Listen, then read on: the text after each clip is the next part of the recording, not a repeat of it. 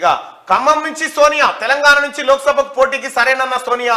రాష్ట్ర నేతలకు సమాచారం. ఆమె తరఫున రేవంత్ భట్టి నామినేషన్. తెలంగాణ, కర్ణాటకల్లో సోనియా ప్రభావం. కాంగ్రెస్ వర్సెస్ బీజేపీగా మార్చే వ్యూహం.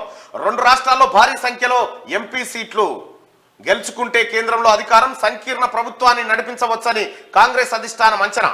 సోనియాతో రాష్ట్రంలో భారీ బహిరంగ సభ పెట్టబోతా ఉన్నారు. అయితే ఆమె నల్గొండ నుంచి పోటీ చేయాలని చెప్పి ముందుగాల నేతలు కోరినప్పటికీ ఆమెని ఖమ్మం నుంచి పోటీ చేయడానికి సంసిద్ధత వ్యక్తం చేసినట్టుగా తెలుస్తా ఉంది. వివరాలు చూస్తే కాంగ్రెస్ అధినాయకురాలు సోనియా గాంధీ తెలంగాణ నుంచి లోక్సభకు పోటీ చేసే విషయమే స్పష్టత వచ్చింది. ఆమె ఖమ్మం నుంచి పోటీ చేయనున్నారు. ఈ మేరకు రాష్ట్ర పార్టీ ముఖ్యులకు కాంగ్రెస్ అధిష్టానం నుంచి సమాచారం అందినట్టు తెలుస్తోంది. తెలంగాణ నుంచి సోనియా లోక్సభకు పోటీ చేయాలని రాష్ట్ర కాంగ్రెస్ పార్టీ గత నెలలోనే తీర్మానం చేసి అధిష్టానానికి పంపగా ఆమె సూత్రప్రాయంగా అంగీకరించారు. ఎక్కడి నుంచి పోటీ చేయాలనే విషయంలో మాత్రం కొంత సందిగ్ధత కొనసాగింది. తాజాగా ఈ విషయంలో స్పష్టత వచ్చినట్టు విశ్వసనీయ సమాచారం. ఆమె పోటీ ద్వారా ఇటు తెలంగాణలోనే కాకుండా ఆంధ్రప్రదేశ్, కర్ణాటక వంటి రాష్ట్రాల్లో కూడా సానుకూల ప్రభావం ఉంటుందని కాంగ్రెస్ వర్గాలు అంచనా వేస్తున్నాయి. సోనియా గాంధీ నాయకత్వంలోని యూపీఏ ప్రభుత్వం 2014లో తెలంగాణ రాష్ట్రాన్ని ఇచ్చిన విషయం తెలిసిందే. ఇదే విషయాన్ని ఇటీవల జరిగిన శాసనసభ ఎన్నికల్లో రాష్ట్ర పార్టీ నేతలు విస్తృతంగా ప్రచారం చేశారు.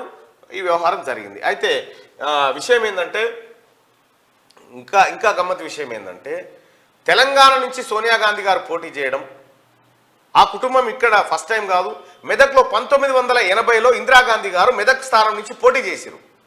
ఒకసారి ఆ వివరాలు కనుక చూస్తే ఆమెను మెదక్ ప్రజలు గుండెలో పెట్టుకున్నారు. ఒకవేళ మరి మెదక్ నుంచి కూడా పోటీ చేయిస్తారా?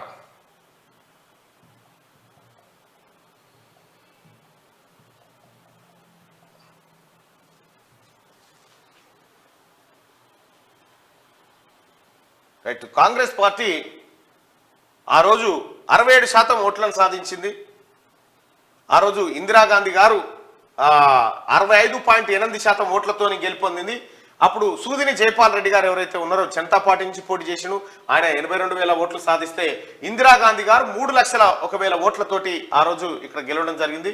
కేశవరావు జాదవ్ గారు కూడా అప్పట్లో పోటీ చేశారు జనతా పార్టీ సెక్యులర్ నుంచి.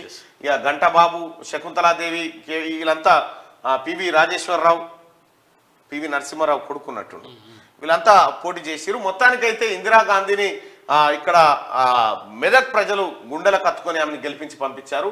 సో అదే విధంగా ఇందిరాగాంధీ కోడల్ని కూడా అదే విధమైనటువంటి తీర్పుతో పంపించడానికి తెలంగాణ ప్రజల్లో అన్ని నియోజకవర్గాల ప్రజలు ఎదురు చూస్తూ ఉన్నారు.